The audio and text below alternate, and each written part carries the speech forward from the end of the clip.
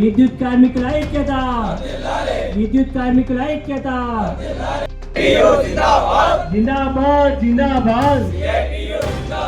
శ్రమ దోపిడీ, శ్రమ దోపిడీ.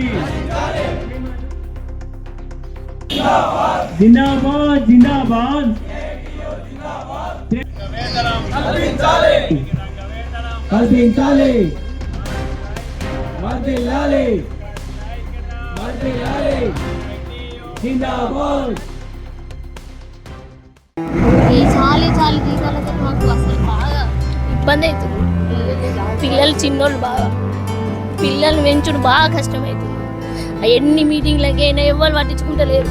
హాయ్ హలో నమస్తే, వెల్కమ్ టు బల్గం టీవీ. నేను మీ శ్రవంతి. సో రాజన్న సిరిసిల్ల జిల్లా పట్టణ కేంద్రంలో సెస్ కార్యాలయం ముందు సెస్ ఉద్యోగులు ధర్నా నిర్వహిస్తున్నారు. సో వారు కొన్ని డిమాండ్స్ చేస్తున్నారు. పెండింగ్ బిల్లులు వెంటనే చెల్లించాలంటూ, అలాగే ప్రమోషన్స్ కూడా ఇవ్వాలంటూ కూడా సో ధర్నా చేస్తున్నారు. సో వాళ్ళు ధర్నా చేయడం గల కారణాలు ఏంటి అనే విషయాల గురించి మనం ఒకసారి వారిని అడిగి తెలుసుకునే ప్రయత్నం చేద్దాం. అలాగే ధర్నా కూడా ఎన్ని రోజులు ధర్నా చేస్తారు అనే ఇంకా మెయిన్ ఎలాంటి టాపిక్స్ మీద వాళ్ళు ధర్నా చేస్తున్నారు అనే విషయాల గురించి మనం వారిని అడుగుదాం.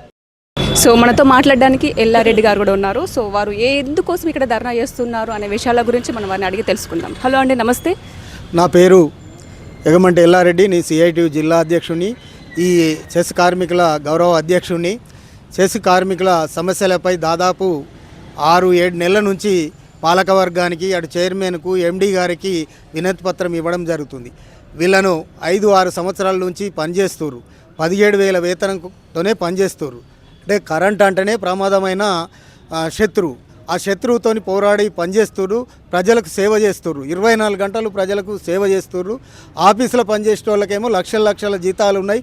వీళ్ళకి కనీసం కుటుంబాన్ని చదువుకోవాలంటే 26,000 వేతనం ఇవ్వాలి.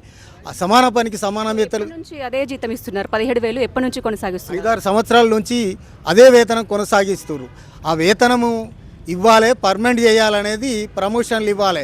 అసిస్టెంట్ హెల్పర్లుగా పనిచేస్తున్నారు, ప్రమోషన్లు హెల్పర్లుగా ప్రమోషన్లు ఇవ్వాలనేది డిమాండ్లతోని దాదాపు 6-7 నెలల నుంచి సిఐటి యూనియన్గా ఇటు చైర్మన్కు, ఎండి గారికి వినతి పత్రం ఇవ్వడం జరుగుతుంది. కానీ పత్రం ఇస్తా అంటున్నారు కాబట్టి వారు మీరు ఇచ్చినప్పుడల్లా ఎలాంటి అంటే ఏమంటున్నారు? మా చేతిలో లేదు, అది హైదరాబాద్ కమిషనరు లేకపోతే కాంగ్రెస్ ప్రభుత్వం వాళ్ళ చేతుల్లో ఉంది, మా చేతులు ఏం లేదని ఇక్కడ చైర్మన్ చేతులు దులపడం జరుగుతుంది. మేము అట్లాగే అక్కడ తుమ్మల నాగేశ్వరరావు దగ్గరికి పోవడం జరిగింది. కమిషనర్ గారు కూడా పోతే మా చేతిలో లేదు, అక్కడ వాళ్ళే చేయొచ్చు, పాలకవర్గమే చేసుకోవచ్చు అని వాళ్ళు చెప్పడం జరుగుతుంది. మొన్న చెలో కలెక్టర్ కూడా పెట్టి కలెక్టర్ మేడం కూడా వినతిపత్రం ఇస్తే ఎండి గారితో మాట్లాడింది. ఈ చిన్న సమస్య పరిష్కరించమని కలెక్టర్ గారు కూడా చెప్పడం జరిగింది. అయినా ఇప్పటి వరకు పాలకవర్గము వాళ్ళ నిర్ణయాలు పరిష్కారం చేసుకుంటారు, కానీ కార్మికులకు వచ్చే సమస్యలు పరిష్కారం చేయడం లేదు. అందుకొరకే 72 గంటల సమ్మెకు పోవడం అనేది జరిగింది.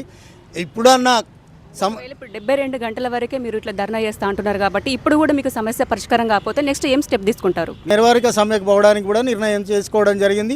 తదుపరి కూడా నిర్వాధిక సమ్మె ఇప్పుడు కూడా పరిష్కారం చేయకపోతే అమర నిరాహార దీక్షకు పోవడం కూడా చేయడం అనేది నిర్ణయించుకోవడం జరిగింది. ఇంకా ఎలాంటి డిమాండ్లు మీరు ఎక్స్పెక్ట్ చేస్తున్నారు, అంటే ఎలాంటి డిమాండ్లు కోరుతున్నారు? వీళ్ళను ప్రమోషన్లు ఇవ్వాలని, వర్క్ చేయంగా 3 కార్మికులు చనిపోవడం జరిగింది. వాళ్లకు వాటిగా వాళ్ళ భార్యలకు కాంట్రాక్ట్ ఉద్యోగం ఇవ్వడం జరిగింది. మేము పర్మనెంట్ ఉద్యోగం ఇచ్చి వాళ్ళకు కూడా 26,000 వేతనం ఇవ్వాలని అడగడం జరుగుతుంది. అట్లాగే కొంతమంది కాళ్ళు రెక్కలు కరెంటు షాక్ వచ్చి కాళ్ళు రెక్కలు పనిచేయకుండా ఉన్నారు. వాళ్ళకు కూడా ఎక్స్ట్రా 25 లక్షలు ఇవ్వాలి. వాళ్ళకు కూడా ఆఫీసులో ఏదన్నా ఉద్యోగం ఇవ్వాలని 10 డిమాండ్లతోని వినతి పత్రాలు ఇచ్చినా ఈ పాలకవర్గం పట్టించుకోవడం లేకనే ఈ సమ్మెకు రావడం జరిగింది. దాదాపుగా ఎంతమంది ఉన్నారు ఇప్పుడు ధర్నా చేస్తున్నారు కాబట్టి మీరు ఎంతమంది ధర్నాలో పాల్గొన్నారు? దాదాపు 140 మంది ధర్నాలో పాల్గొనడం జరిగింది.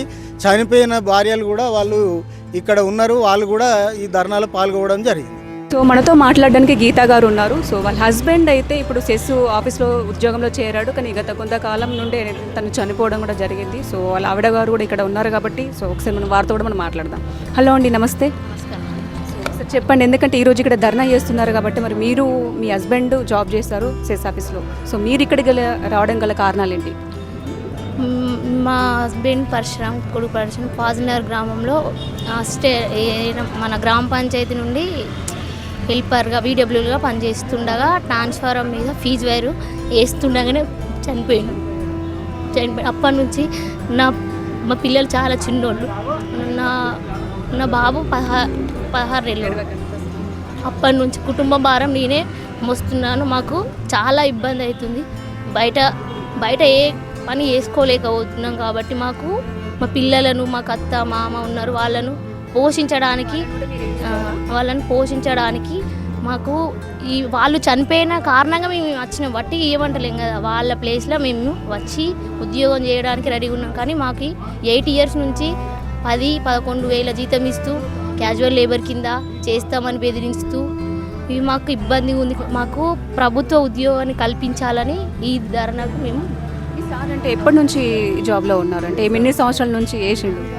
అంటే మా మ్యారేజ్ కాకముందు నుండి చేస్తున్నాను.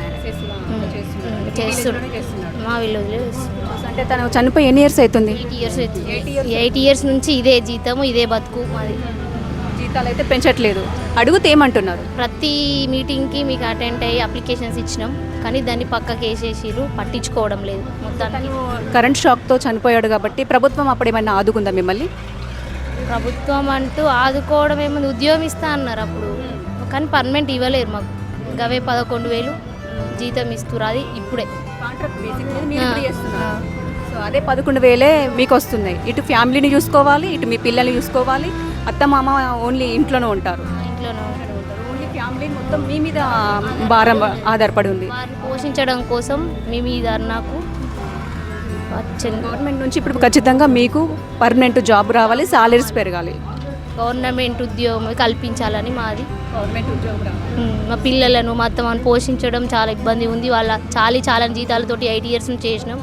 ఇకనైనా మా గురించి ఆలోచించి ఉద్యోగం కల్పించాలని ఈ దానికి మేము ధర్నాకు పాల్పడ్డాము. ఎన్ని రోజుల వరకు ధర్నా చేస్తారు? ఎందుకంటే ఒక మహిళ కాబట్టి ఇలా ధర్నా చేయడం కూడా చాలా కష్టము. సో మీరు ఖచ్చితంగా మీ డిమాండ్లు ఒప్పుకునేంత వరకు కూడా ధర్నా కంటిన్యూ చేస్తారా? ఒప్పుకునేంత వరకు కంటిన్యూ చేస్తాం. ఎంతమంది పిల్లలు మీకు? ఎంతమంది? అబ్బాయి అమ్మాయి. 16 months అప్పుడు మా బాబు చనిపోయినప్పుడు. ఇప్పుడు 9 ఇయర్స్. ఇప్పటి వరకు కూడా మాకు అదే జీతం, అవే బతుకులు.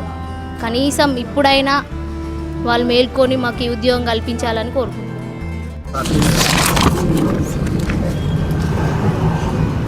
సో మీరు అప్పటి నుంచి ఇది కంటిన్యూ అవుతుంది మీటింగ్.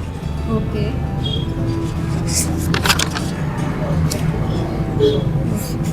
ఇది సార్ చనిపోయినప్పటి నుంచి అవన్నీ ఫామ్స్ రెడీ చేస్తున్నాను.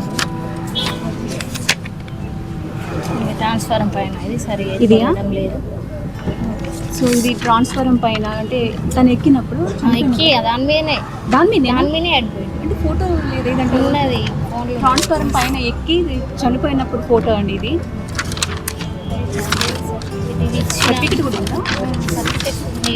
అప్పటి నుంచి మేము ప్రతి మీటింగ్కి అటెండ్ అయ్యి ఇచ్చినా కానీ వాళ్ళు ఎవరు పట్టించుకోండి. ఏమంటున్నారు మీరు మాట్లాడితే? చేస్తాం.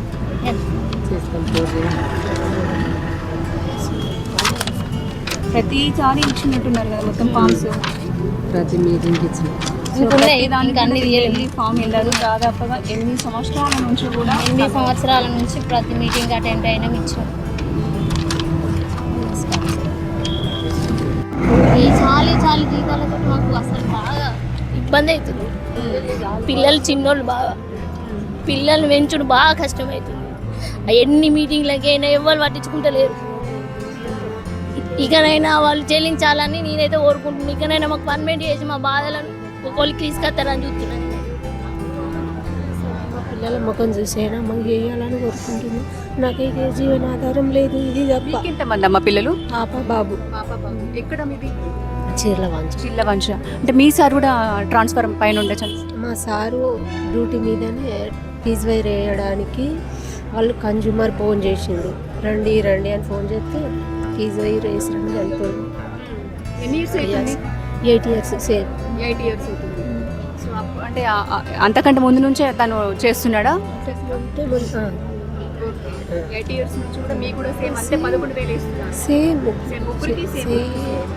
జీతాలు అయితే అప్పటి నుంచి ఇప్పటి వరకు అయితే ఎవరికి కూడా పెంచలేడు.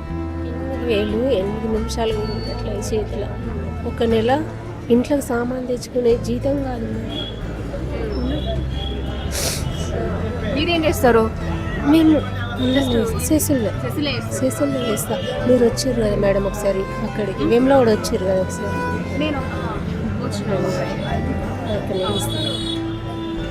సరే అండి. అంటే మీకు ఎంతమంది పిల్లలు? పాప ఏం చదువుకుంటున్నారమ్మా? పాప డిగ్రీ అవుతుంది. డిగ్రీ ఓన్లీ ఈ 11,000 జీతంలోనే మీ కుటుంబాన్ని మీరు చూసుకోవాలి. సో ముగ్గురు కూడా, ఎందుకంటే ఇప్పుడు ముగ్గురికి కుటుంబాలు ఉన్నాయి, ముగ్గురికి పిల్లలు ఉన్నారు. ఆ చాలని జీతంతో మీరు కుటుంబాన్ని పోషిస్తున్నారు. కూడా ఏం బాగుండట్లేదు.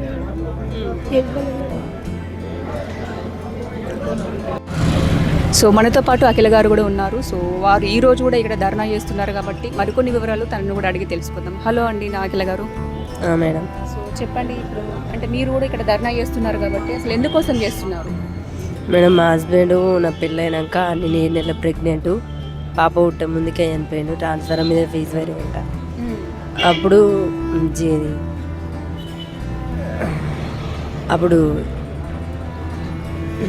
అంటే దాదాపుగా ఎన్ని సంవత్సరాల నుంచి మీ హస్బెండ్ వర్క్ చేశారు? మ్యారేజ్ ముందే చేసిండు. మ్యారేజ్ నుంచి అయితే ఒక 3 ఇయర్స్ ఉందాం అంతే. 3 ఇయర్స్ పాప కన్ఫర్మ్ అయింది. 7 నెలలు పాప పుట్టలేదు ఇంకా. ఎక్కడ అంటే మీ విలేజ్ ఎక్కడ? విలేజ్ గాలిపల్లి. అంటే గాలిపల్లి అంటే గ్రామంలోనే గ్రామంలో చనిపోయింది.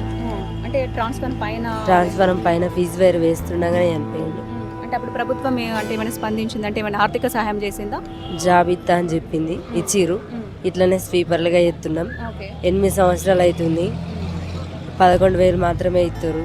అవి తీసుకొని బతకడం కష్టం బాగా అవుతుంది. ఎంతమంది పిల్లలు అంటే ఒక పాప? ఒక్కటే పాప. ఆమె కడుపులో ఉండగానే చనిపోయింది. ఓకే.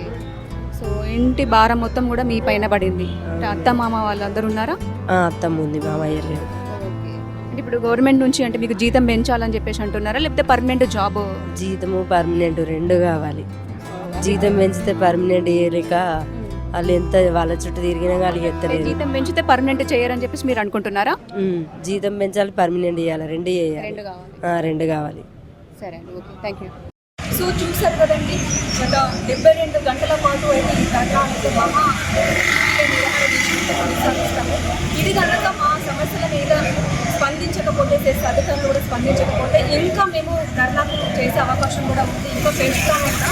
సో ఇదే నిరాహార దీక్ష కంటిన్యూ నిరాహార దీక్ష అయితే మేము చేపడతామని చెప్పేసి అంటున్నారు. ఈ చాలా జీతాలతో మేము ఎంతగానో కూడా మా కుటుంబాన్ని పోషించాలి. ఈ జీతం కూడా మా కుటుంబానికి సరిపోవట్లేదు. ప్రతి ఏం ఇష్యూస్ కూడా వస్తున్నాయి. చాలా సార్లు కూడా మేము పై అధికారులు స్పందించామని చెప్పేసి అంటున్నారు.